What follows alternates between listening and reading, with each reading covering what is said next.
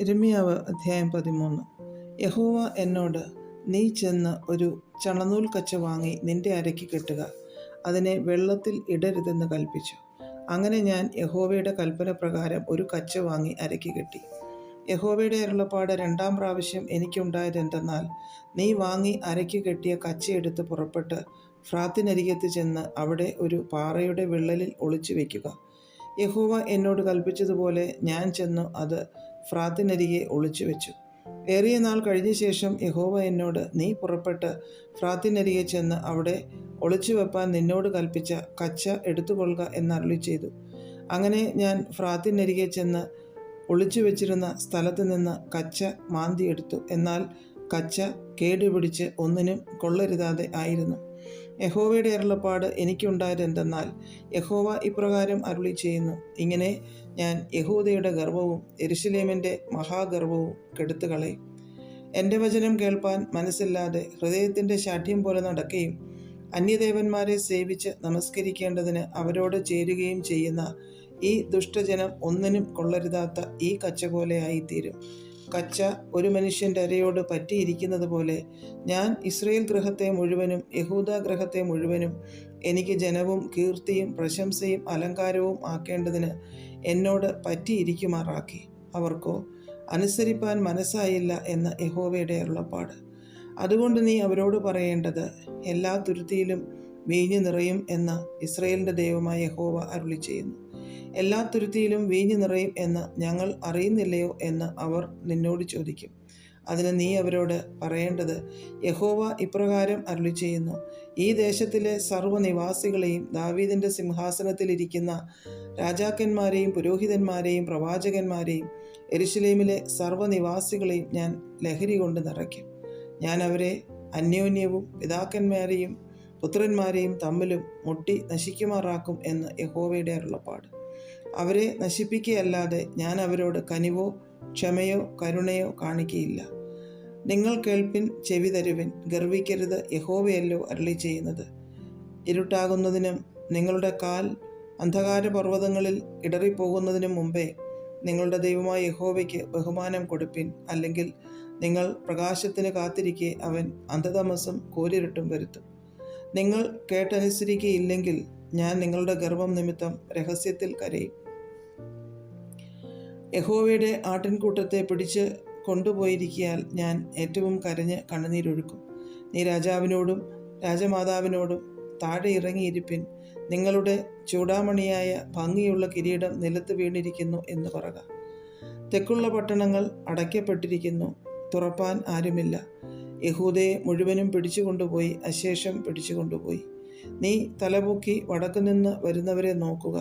നിനക്ക് നൽകിയിരുന്ന കൂട്ടം, നിന്റെ മനോഹരമായ ആട്ടിൻകൂട്ടം എവിടെ? നിനക്ക് സഖികളായിരിക്കാൻ നീ തന്നെ ശീലിപ്പിച്ചവരെ അവൻ നിനക്ക് തലവന്മാരായി നിയമിക്കുന്നു. എങ്കിൽ നീ എന്തു പറയും? നോവ് കിട്ടിയ സ്ത്രീയെപ്പോലെ നിനക്ക് വേദന പിടിക്കുകയില്ലയോ? ഇങ്ങനെ എനിക്ക് ഭവിപ്പാൻ സംഗതി എന്ത് എന്ന് നീ ഹൃദയത്തിൽ ചോദിക്കുന്നുവെങ്കിൽ, നിന്റെ അകൃത്യ ബഹുത്വം നിമിത്തം നിന്റെ വസ്ത്രത്തിൻ്റെ വിളുമ്പ് നീങ്ങിയും നിന്റെ കുതികാലിന് അപമാനം വന്നുമിരിക്കുന്നു. കുശിന് തൻ്റെ തൊക്കും പുള്ളിപ്പുലിക്ക് തൻ്റെ പുള്ളിയും മാറ്റുവാൻ കഴിയുമോ?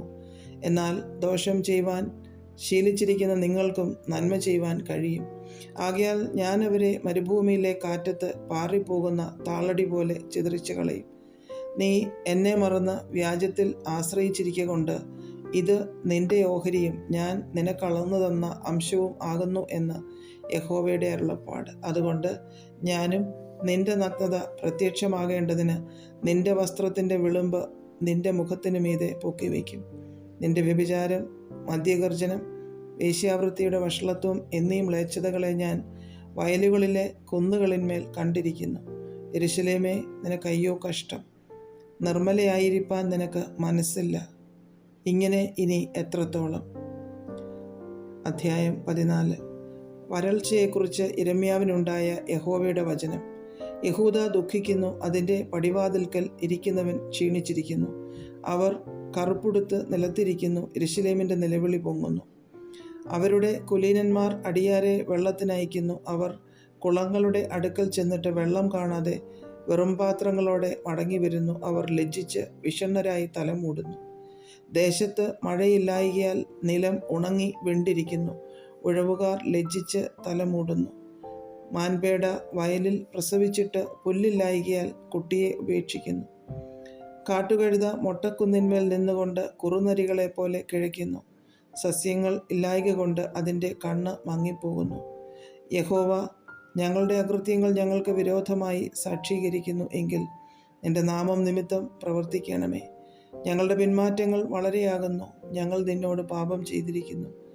ഇസ്രയേലിൻ്റെ പ്രത്യാശയും കഷ്ടകാലത്ത് അവൻ്റെ രക്ഷിതാവും ആയുള്ളോവേ, നീ ദേശത്ത് പരദേശിയെ പോലെയും ഒരു രാപാർപ്പാൻ മാത്രം കൂടാരമടിക്കുന്ന വഴിപോക്കനെ പോലെയും ആയിരിക്കുന്നതെന്ത്? ഭ്രമിച്ചുപോയ പുരുഷനെ പോലെയും രക്ഷിപ്പാൻ കഴിയാത്ത വീരനെ പോലെയും ആയിരിക്കുന്നതെന്ത്? എന്നാലും യഹോവേ, നീ ഞങ്ങളുടെ മധ്യേ ഉണ്ട്. നിന്റെ നാമം ഞങ്ങൾക്ക് വിളിച്ചിരിക്കുന്നു. ഞങ്ങളെ ഉപേക്ഷിക്കരുതേ. അവർ ഇങ്ങനെ ഉഴന്നു നടപ്പാൻ ഇഷ്ടപ്പെട്ടു, കാൽ അടക്കി വെച്ചതുമില്ല എന്ന് യഹോവ ഈ ജനത്തെക്കുറിച്ച് അരുളി ചെയ്യുന്നു. അതുകൊണ്ട് യഹോവയ്ക്ക് അവരിൽ പ്രസാദമില്ല. അവൻ ഇപ്പോൾ തന്നെ അവരുടെ അകൃത്യത്തെ ഓർത്ത് അവരുടെ പാപങ്ങളെ സന്ദർശിക്കും. യഹോവ എന്നോട്, നീ ഈ ജനത്തിനു വേണ്ടി അവരുടെ നന്മയ്ക്കായി പ്രാർത്ഥിക്കരുത്. അവർ ഉപവസിക്കുമ്പോൾ ഞാൻ അവരുടെ നിലവിളി കേൾക്കയില്ല. അവർ ഹോമയാഗവും ഭോജനയാഗവും അർപ്പിക്കുമ്പോൾ ഞാൻ അവയിൽ പ്രസാദിക്കയില്ല. ഞാൻ അവരെ വാൾ കൊണ്ടും ക്ഷാമം കൊണ്ടും മഹാമാരി കൊണ്ടും മുടിച്ചു കളയും എന്ന് അരുളി ചെയ്തു. അതിന് ഞാൻ, അയ്യോ യഹോവയായ കർത്താവേ, നിങ്ങൾ വാൾ കാണുകയില്ല, നിങ്ങൾക്ക് ക്ഷാമം ഉണ്ടാകുകയില്ല. ഞാൻ ഈ സ്ഥലത്ത് സ്ഥിരമായുള്ള സമാധാനം നിങ്ങൾക്ക് നൽകും എന്ന് പ്രവാചകന്മാർ അവരോട് പറയുന്നു എന്ന് പറഞ്ഞു. യഹോവ എന്നോട് അരുളി ചെയ്തത്, പ്രവാചകന്മാർ എൻ്റെ നാമത്തിൽ ഭോഷ്ക് പ്രവചിക്കുന്നു. ഞാൻ അവരെ അയച്ചിട്ടില്ല, അവരോട് കൽപ്പിച്ചിട്ടില്ല, അവരോട് സംസാരിച്ചിട്ടുമില്ല. അവർ വ്യാജദർശനവും പ്രശ്നവാക്യവും ഇല്ലാത്ത കാര്യവും സ്വന്തം ഹൃദയത്തിലെ വഞ്ചനയും നിങ്ങളോട് പ്രവചിക്കുന്നു. അതുകൊണ്ട് യഹോവ, ഞാൻ അയക്കാതെ എൻ്റെ നാമത്തിൽ പ്രവചിക്കുകയും ഈ ദേശത്ത് വാളും ക്ഷാമവും ഉണ്ടാകുകയില്ല എന്ന് പറയുകയും ചെയ്യുന്ന പ്രവാചകന്മാരെക്കുറിച്ച് ഇപ്രകാരം അരുളി ചെയ്യുന്നു. വാൾ കൊണ്ടും ക്ഷാമം കൊണ്ടും ആ പ്രവാചകന്മാർ മുടിഞ്ഞു പോകും. അവരുടെ പ്രവചനം കേട്ട ജനമോ യെരൂശലേമിൻ്റെ വീഥികളിൽ ക്ഷാമവും വാളും ഹേതുവായിട്ട് വീണുകിടക്കും. അവരെയും അവരുടെ ഭാര്യമാരെയും പുത്രന്മാരെയും പുത്രിമാരെയും കുഴിച്ചിടുവാൻ ആരും ഉണ്ടാകുകയില്ല. ഇങ്ങനെ ഞാൻ അവരുടെ ദുഷ്ടത അവരുടെ മേൽ പകരും. നീ ഈ വചനം അവരോട് പറയണം. എൻ്റെ കണ്ണിൽ നിന്ന് രാവും പകലും ഇടവിടാതെ കണ്ണുനീർ ഒഴുകട്ടെ. എൻ്റെ ജനത്തിൻ്റെ പുത്രിയായ കന്യക കഠിനമായി തകർന്നും വ്യസനകരമായി മുറിവേറ്റുമിരിക്കുന്നു. വയലിൽ ചെന്നാൽ ഇതാ വാൾ കൊണ്ട് പട്ടുപോയവർ, പട്ടണത്തിൽ ചെന്നാൽ ഇതാ ക്ഷാമം കൊണ്ട് പാടുപെടുന്നവർ. പ്രവാചകനും പുരോഹിതനും ഒരുപോലെ തങ്ങളറിയാത്ത ദേശത്ത് അലഞ്ഞു നടക്കുന്നു. നീ യഹൂദയെ കേവലം ത്യജിച്ചു കളഞ്ഞുവോ? നിനക്ക് സിയോനോട് വെറുപ്പ് തോന്നുന്നുവോ? പൊറുപ്പാകാതെ വണ്ണം നീ ഞങ്ങളെ മുറിവേൽപ്പിച്ചതെന്തിന്? ഞങ്ങൾ സമാധാനത്തിനായി കാത്തിരുന്നു, ഒരു ഗുണവും വന്നില്ല. രോഗശമനത്തിനായി കാത്തിരുന്നു, എന്നാൽ ഇതാ ഭീതി. യഹോവേ, ഞങ്ങൾ ഞങ്ങളുടെ ദുഷ്ടതയും ഞങ്ങളുടെ പിതാക്കന്മാരുടെ അകൃത്യവും അറിയുന്നു. ഞങ്ങൾ നിന്നോട് പാപം ചെയ്തിരിക്കുന്നു. നിന്റെ നാമം നിമിത്തം ഞങ്ങളെ തള്ളിക്കളയരുതേ. നിന്റെ മഹത്വമുള്ള സിംഹാസനത്തിന് ഹീനത വരുത്തരുതേ. ഓർക്കണമേ, ഞങ്ങളോടുള്ള നിന്റെ നിയമത്തിന് ഭംഗം വരുത്തരുതേ. ജാതികളുടെ മിഥ്യാമൂർത്തികളിൽ മഴ പെയ്യിക്കുന്നവരുണ്ടോ? അല്ല, ആകാശമോ വർഷം നൽകുന്നത്? ഞങ്ങളുടെ ദൈവമായ യഹോവേ, അത് നീ തന്നെ അല്ലയോ? നിനക്കായി ഞങ്ങൾ കാത്തിരിക്കുന്നു. ഇവയെ ഒക്കെയും സൃഷ്ടിച്ചിരിക്കുന്നത് നീയല്ലോ.